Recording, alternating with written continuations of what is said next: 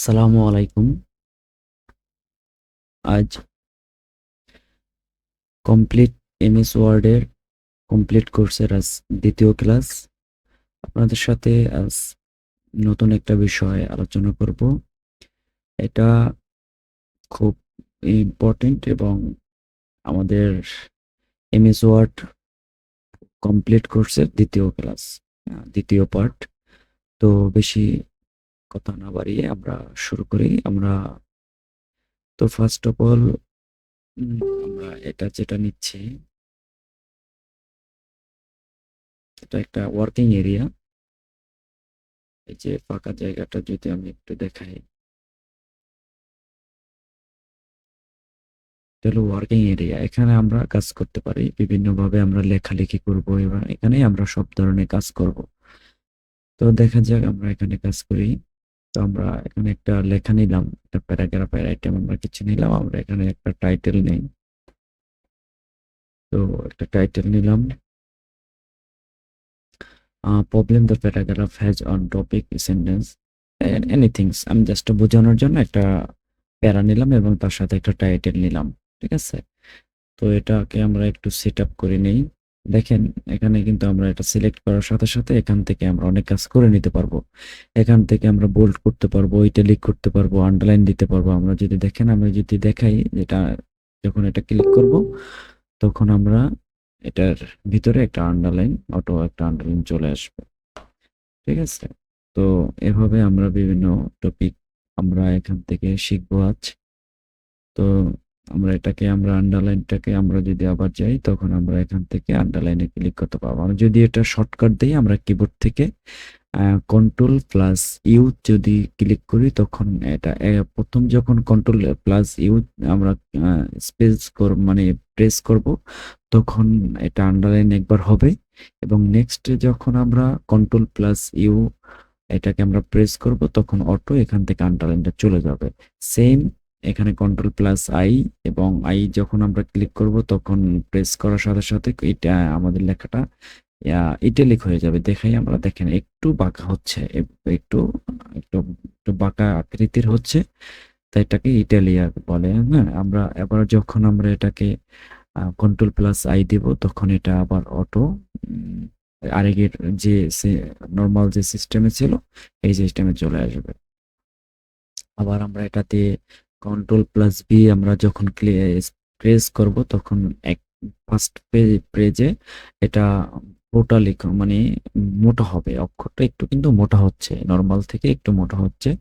আবার যখন control plus B press করব, তখন এটা আবার স্বাভাবিক হয়ে যাবে। দেখেন, এটা কিন্তু স্বাভাবিক হয়ে গেছে। তো এটাকে আমরা এখন দেখাই যে কিভাবে আপনারা এটাকে টাইটেল হিসেবে নেবেন। এটাকে টাইটেল হিসেবে নিলে অবশ্যই এটা মোটা করতে হবে। তখন কোনো কিছু করলে আমরা ওয়ার্ক পেজে যখন কোনো কাজ করব বা কোনো সেন্টেন্স বা কোনো লাইনের উপরে যখন আমরা কাজ করব, তখন ওই লাইনটাকে অবশ্যই সিলেক্ট করে নিতে হবে। সিলেক্ট করার ভিতরে কয়েকটা অপশন আছে। যেমন আপনি চাইলে এখান থেকে দেখেন, এখান থেকে আপনি যখন এটাকে আপনি টাইটেলটা বানাবেন, বা তখন এটাকে একটু মোটা আকৃতি দেবেন, অন্য অন্য ফন্ট থেকে এটা একটু মোটা বানাবেন। তো মোটা বানানোর জন্য অবশ্যই এটা সিলেক্ট করতে হবে। যদি দেখেন, আমরা সিলেক্ট করার কয়েকটা পদ্ধতি আছে। আপনি চাইলে পুরোটাকে সিলেক্ট করতে পারেন এবং একটা লাইন বাই লাইন সিলেক্ট করতে পারেন। যদি আপনি লাইন বাই লাইন সিলেক্ট করেন, তখন আপনার এই এখানে কার্সরটা ধরে, যেমন সাপোজ আমি এই লাইনটাকে সিলেক্ট করব, শুধু এই লাইনটাকে সেন্টেন্স পর্যন্ত, প্রবলেম দ্য তখন আমি এখানে যে কোনো একটা সাইডে আমি কার্সরটা রাখবো। কার্সরটা রেখে আমি মাউস পয়েন্টার থেকে আমি টান দিয়ে যেদিকে আমি সিলেক্ট করতে চাচ্ছি ওই দিকে নিয়ে যাব, তখন দেখবেন অটো একটা সিলেক্ট হয়ে গেছে।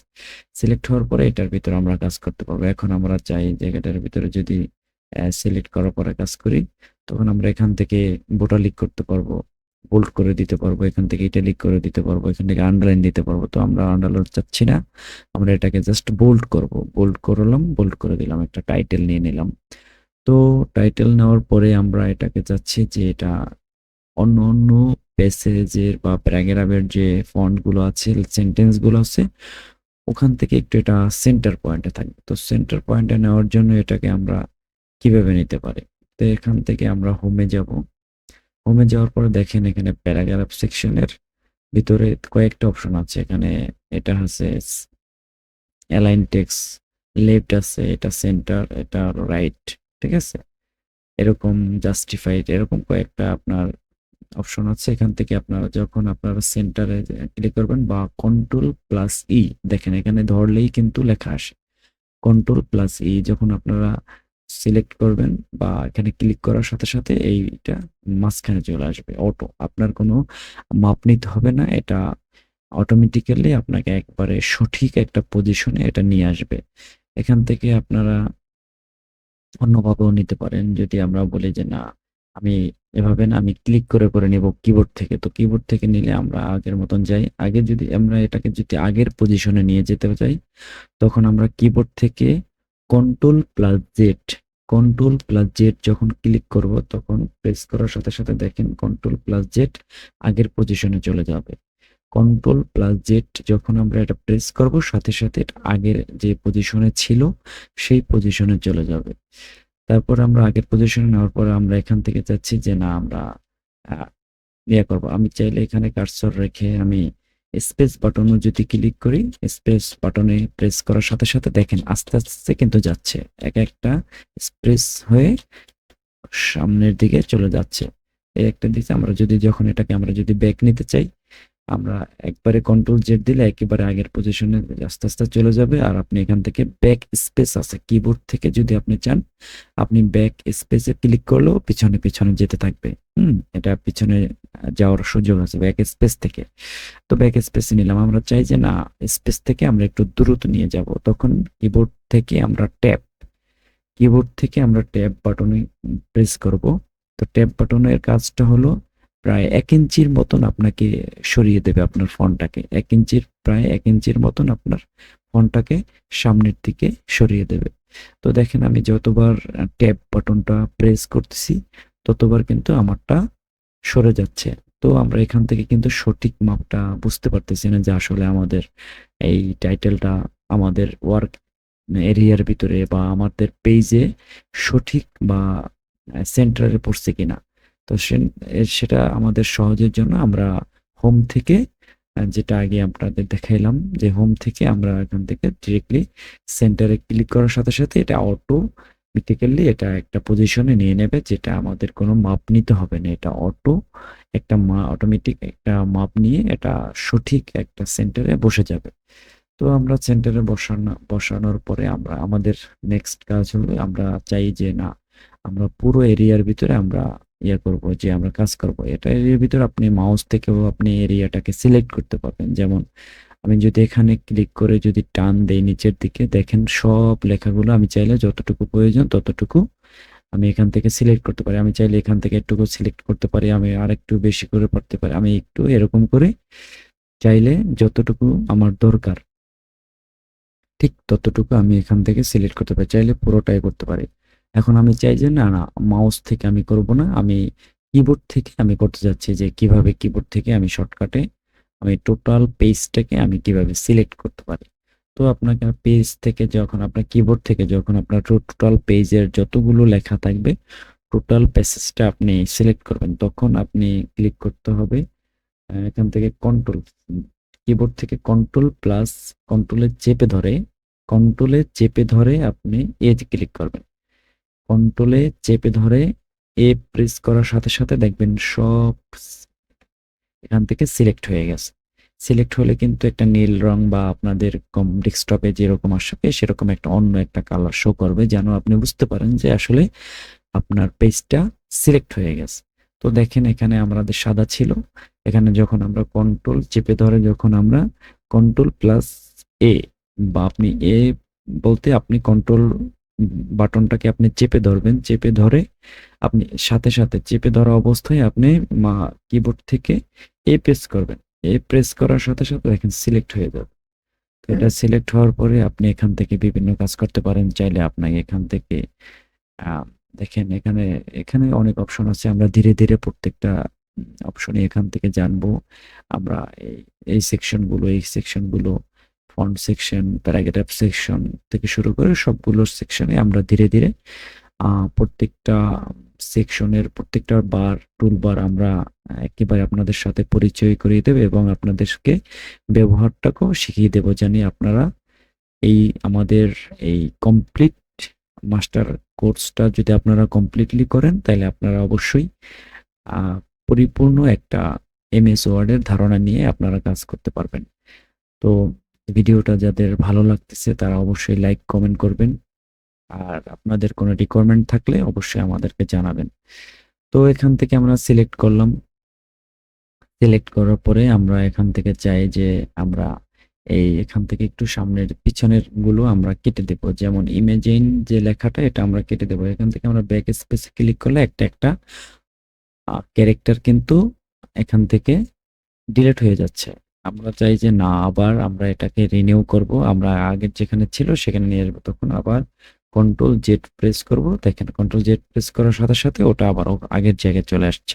এখন আমরা চাই যে না, ইজ থেকে প্যারাগ্রাফ এজ এ স্যান্ডাইজ, হ্যাঁ, এই যে সামনের লাইনগুলো, সামনের ক্যারেক্টারগুলো আমরা ডিলিট দেব। তখন আমরা কিভাবে করব, ব্যাক স্পেস ক্লিক যখন প্রেস করব তখন কিন্তু পিছনের গুলো আমাদের চলে যাচ্ছে। যেমন এখানে কার্সর রাখার সাথে সাথে আমরা পিছনের গুলো ব্যাক স্পেস যখন আমরা ক্লিক করব, এখানে কার্সর ধরে আমাদের পিছনের গুলো আমাদের একটা একটা করে ডিলিট হচ্ছে। আর যখন আমরা সামনের গুলো ডিলিট করব তখন আমরা কি করব, তখন আমরা কন্ট্রোল চেপে ধরে ডিলিট দেবেন। কন্ট্রোল চেপে ধরে যখন ডিলিট প্রেস করব তখন দেখবেন সামনের গুলো কিন্তু একটা একটা চলে যাচ্ছে। দেখছেন, সামনের গুলো চলে যাচ্ছে। আমরা যখন আগের পজিশনে নিয়ে আসবো তখন আবার কন্ট্রোল জেড, কন্ট্রোল জেড যখন আমরা প্রেস করতে থাকবো তখন আগের জায়গায় সবকিছু আগের জায়গায় চলে আসবে।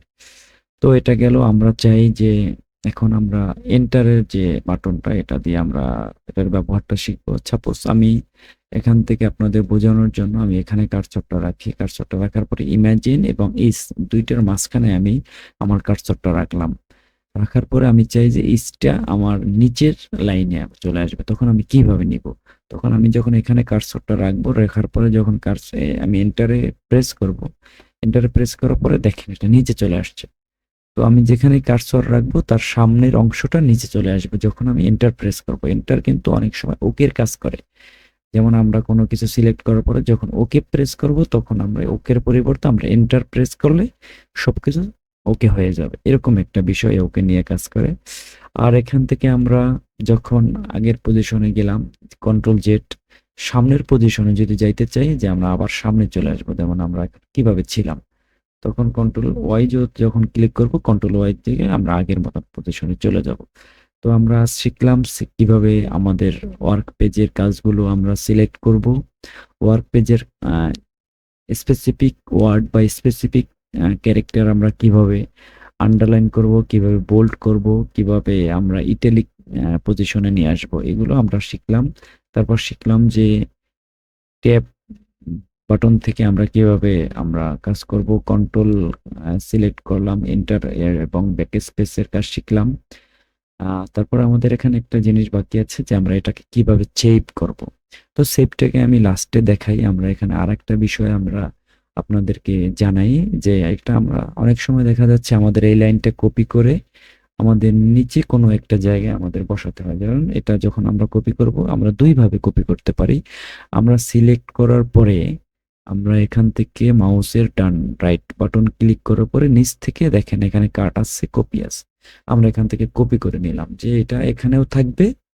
আমরা অন্য একটা পজিশনও আমরা অন্য একটা জায়গাও আমরা এখান থেকে একটু কেটে দেই আপনাদের বোঝানোর জন্য, যে আমরা এই লাইনটা ইস এই পর্যন্ত আমরা এখানেও থাকবে এবং আমরা নিচেও রাখতে চাই। ঠিক আছে, তো ওখানে আমরা কি করব, এখান থেকে এটাকে ধরে আমরা মাউস বাটন দিয়ে আমরা ক্লিক করে এখানে ধরে নিয়ে আসব। তাতে আমাদের এই দুইটা লাইন আমরা সিলেক্ট করতে পারছি। তো সিলেক্ট করার পরে আমরা এখান থেকে এটাকে কপি করতে পারি, কারণ আমরা মাউসের রাইট বাটন থেকে আমরা কপি করতে পারি, অথবা আমরা কিবোর্ড থেকে কন্ট্রোল চেপে ধরে সি, কন্ট্রোল চেপে ধরে কিবোর্ড থেকে সি প্রেস করার সাথে সাথে এটা অটো কপি হয়ে যাবে। ঠিক আছে, আর বা আমরা ম্যানুয়ালি যদি নেই, মাউস রাইট বাটন থেকে আমরা ক্লিক করার সাথে সাথে দেখেন এখানে কপি অপশন চলে আসছে, আমরা কপি করে নিতে পারবো। কপি করে নিয়ে আমরা যে পজিশনে এটা আমরা বসাতে চাই বা যে পজিশনে আমরা রাখতে চাই, আমরা ঠিক ওই পজিশনে কার্সরটা রেখে আমরা কিবোর্ড থেকে চাইলে আমরা পেস্ট করতে পারি। নয়তো আমরা মাউস থেকে রাইট বাটন ক্লিক করার সাথে সাথে দেখেন নিচে আমাদের অপশন চলে আসবে। যখন আমরা ক্লিক করব, যে এখানে আমরা যখন ইয়ে করব তখন পেস্ট অপশন চলে আসবে।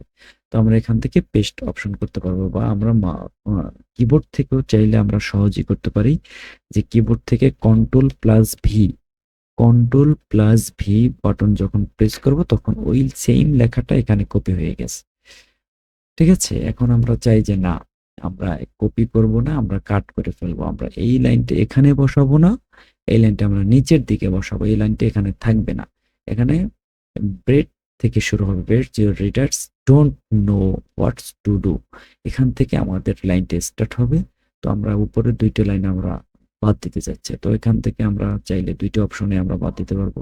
এখানে সিলেক্ট করে মাউস বাটন থেকে কাট করে নিতে পারবো, অথবা আপনার কিবোর্ড থেকে কন্ট্রোল চেপে ধরে এক্স বা বাটন যখন আমরা প্রেস করব তখন এটা অটো ওখান থেকে চলে গেছে।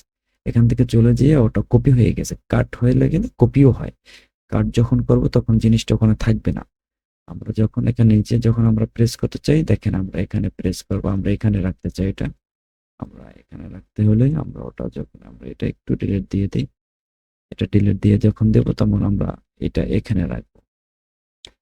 আমি এখানে এই পজিশনে আমরা ওই লেখাটা আমরা এখানে রাখতে চাই। এখান থেকে কন্ট্রোল প্লাস ভি চাপ দেওয়ার সাথে সাথে দেখেন এখানে আমাদের চলে আসছে। তো এভাবে আমরা কন্ট্রোল প্লাস ভি প্রেস করে আমরা পেস্ট করতে পারবো, এবং কন্ট্রোল প্লাস সি প্রেস করে আমরা এটাকে কপি করতে পারবো, এবং কন্ট্রোল প্লাস এক্স প্রেস করে আমরা এটাকে কাট করে নিতে পারবো। তো আজকের ভিডিওটা এই পর্যন্তই।